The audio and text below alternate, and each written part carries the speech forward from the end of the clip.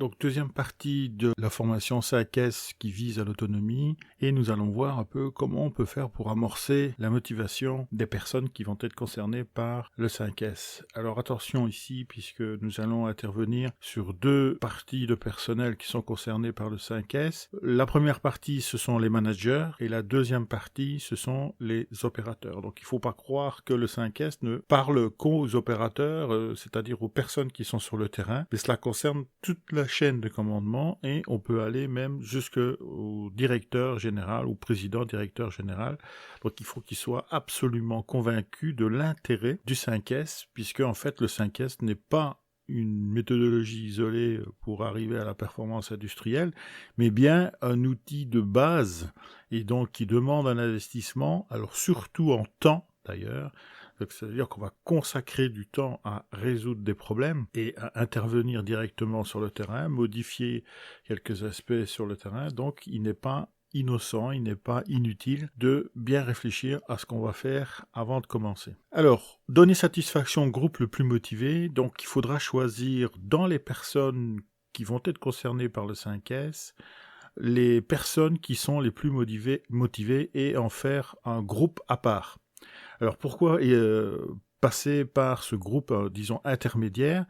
Tout simplement, quand vous allez présenter le 5S, souvent, vous n'allez pas avoir tout le monde qui a envie d'adopter le système. Ça peut arriver, bien évidemment, mais parce qu'il y a des problèmes d'incompréhension, de malentendus, parce qu'on n'a pas peut-être bien présenté les choses au démarrage. Par conséquent, vous aurez une minorité de personnes qui seront des adapteurs précoces de cette méthode, et donc on va se baser sur ces personnes pour pouvoir diffuser en fait les bonnes pratiques qu'on va mettre en place. Sur ce groupe, et c'est ce qui est dit ici, c'est simplement que sur ce groupe-là, eh bien, on va donner tous les moyens nécessaires pour que ce groupe puisse réussir. Je rappelle encore une fois que la crédibilité est fondamentale pour pouvoir réussir le 5S. Si vous n'avez pas cette crédibilité auprès des personnes, et notamment ici des personnes les plus motivées, il est sûr que votre projet va s'effondrer comme un château de cartes. Donc donner satisfaction, c'est véritablement les suivre. Donc les trois fonctions principales du manager, donc former, soutenir et valoriser. Donc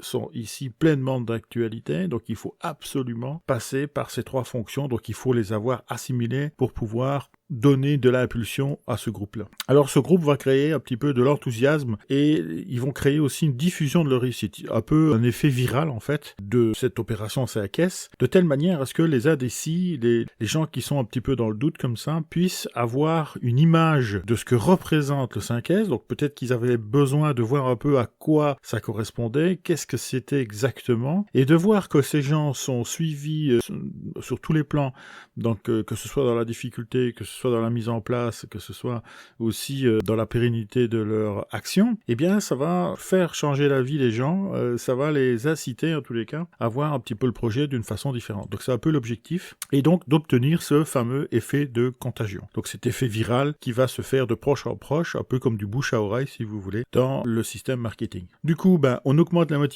des moins enthousiastes, donc plus on agit dans cette méthode-là d'un point de vue de l'organisation de l'insertion du 5S, et plus évidemment vous allez convaincre des personnes qui au départ n'étaient pas forcément très enthousiastes. Alors vous dire que vous allez réussir à convaincre tout le monde, certainement pas, il y aura toujours des indécis, il y aura toujours des rebelles, et juste le temps peut éventuellement essayer d'adoucir un petit peu leur réaction par rapport à ce qu'on leur propose.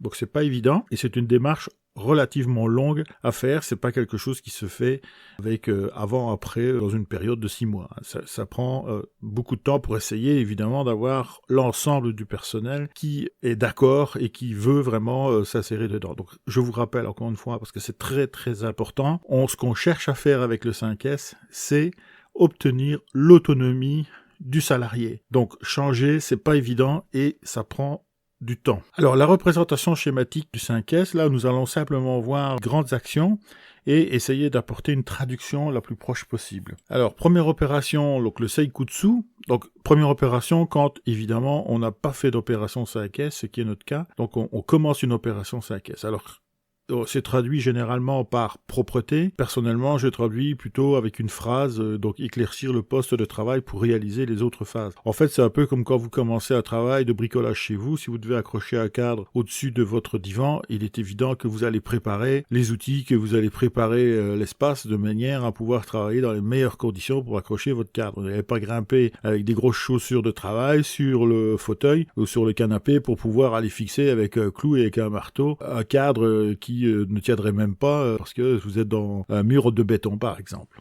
Donc voilà, donc on prépare le travail, donc c'est ça, éclaircir le travail. Donc voici donc l'objectif en fait de cette opération-là. Donc on verra après les opérations dans le détail et notamment sur la partie managériale. Alors deuxième opération alors qui est traduite, donc CISO qui est traduit généralement par nettoyage, il faut plutôt entendre le mot entretenir puisque en fait on va viser donc pas tout de suite évidemment, mais dans un premier temps, simplement donc, le nettoyage, l'entretien, c'est-à-dire réparation de petites choses qui étaient cassées, etc. Mais on va aller vers la maintenance de premier niveau. Donc c'est un peu l'objectif de cette opération-là. Donc traduire ça par nettoyage, ça me semble un petit peu court. Donc c'est pour ça que j'ai plutôt traduit par créer et entretenir le lieu de travail. Donc il ne doit pas avoir de déchets, de saleté sur le lieu de travail et ça, dans le temps, évidemment, donc tous les jours, évidemment. Hein, c'est pas une journée où on fait le nettoyage, le grand nettoyage, par exemple. Alors, la troisième opération, donc le série, le rangement. Donc ici, il faut qu'on détermine un critère pour bien trier. Donc, il faut qu'on se mette d'accord sur le critère avec les personnes qui vont effectuer le rangement. Alors, ce n'est pas, évidemment, le manager qui fait le rangement à la place des salariés. Ce sont les salariés qui doivent décider de ce qu'ils vont garder ou pas. Donc ça, c'est très important. Le manager va changer aussi, lui, de fonction par rapport à cela. Donc, séparer les objets nécessaires de ceux qui ne le sont pas. Donc ça, c'est un petit peu, disons, assez réducteur comme objectif, mais ça donne une image un petit peu de ce qu'on veut obtenir. Et donc, éliminer les objets qui ne sont pas nécessaires ou pas indispensables du tout. Donc là, ici, dans le série, en fait, on va fixer des limites. Encore une fois, en accord avec les personnes, donc il ne s'agit pas de faire ça de façon autoritaire, que, je rappelle, c'est l'autonomie qu'on cherche, donc si vous commencez à prendre des décisions à la place des salariés, ils vont retomber dans l'assistanat, et c'est pas ce que l'on veut, on veut qu'ils prennent des décisions, et ici il s'agit de leur poste de travail, donc a priori, ils doivent être capables de prendre des décisions sur leur poste de travail. Donc là on aura éclairci le poste de travail, c'est-à-dire on va définir quelques zones, on va faire du rangement, donc sur ce qui est sur les différentes zones, donc on va les réapproprier dans chaque zone, et en même temps on va entretenir ces zones donc par un nettoyage. Et enfin on va faire, donc ça c'est les 4S, les fameux 4S japonais, et le seiton, donc mise en ordre, qui est en fait simplement un rangement et la capacité à retrouver ce qu'on a rangé, et évidemment de retrouver ça le plus rapidement possible. Et enfin, dernière opération, le shitsuke, donc qui est plutôt adapté pour, disons nous les occidentaux, donc en fait c'est changer notre façon de travailler, notre façon de faire sur le poste de travail. Donc c'est un petit peu l'objectif qui est visé évidemment par les 4S précédents qui doivent théoriquement être une porte d'entrée vers l'autonomie. Donc voilà pour cette vidéo. Dans la prochaine vidéo, on va attaquer la première étape, donc le seikutsu, et on va le voir un petit peu plus en détail et notamment sur la partie donc management. Merci de m'avoir écouté.